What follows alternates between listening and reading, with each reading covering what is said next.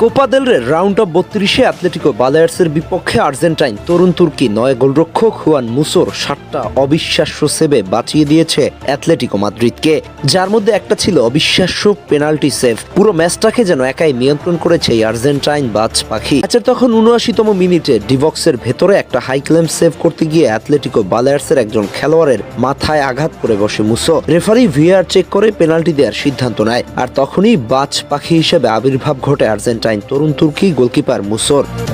বাদিকে ঝাঁপিয়ে পড়ে দারুণভাবে পেনাল্টি ব্লক করে দিয়েছেন মুসো, যেন ইমিলিয়ানো মার্তিনেজের ফটোকপি। ছাড়া পুরো ম্যাচ জুড়েই অ্যাটলেটিকো মাদ্রিদের অতন্দ্র প্রহরী হিসেবে ছিলেন মুসো।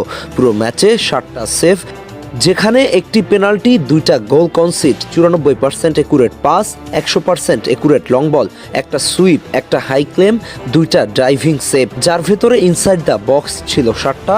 ফুটমোবের প্রকাশিত রেটিং অনুযায়ী তার রেটিং ছিল 9.2। একেবারে ক্লিনিক্যাল পারফরমেন্স যাকে বলে।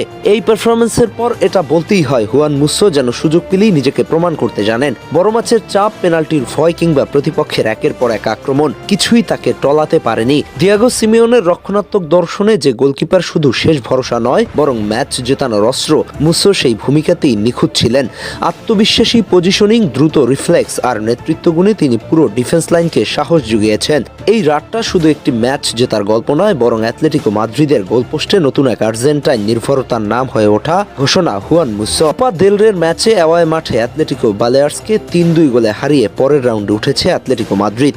ম্যাচের শুরুতেই আক্রমণাত্মক ফুটবল খেলে 16তম মিনিটে অতোয়া গ্রিজম্যান এবং 20তম মিনিটে জিয়াকোমো রাসপাদোরি গোল করে দলকে এগিয়ে দেন। 28তম মিনিটে বালেয়ার্সের বোনেতে একটি গোল শোধ দিয়ে ম্যাচে ফেরার উত্তেজনা ফেরা। দ্বিতীয়ার্ধে 72তম মিনিটে গ্রিজম্যান নিজের দ্বিতীয় গোল করে ব্যবধান বাড়ান। 79তম মিনিটে বালেয়ার্স পেনাল্টি পেলেও গোলকিপার হুয়ান মুসো দুর্দান্ত সেভ করে ম্যাচে অ্যাটলেটিকোকে টিকিয়ে রাখেন। তখন স্কোর ছিল 3-1। শেষ দিকে 90তম মিনিটে বালেয়ার্স পেনাল্টি থেকে আরেকটি গোল করলেও শেষ পর্যন্ত 3-2 ব্যবধানে জয় নিয়ে মাঠ ছাড়ে দিয়েগো সিমিওনের দল।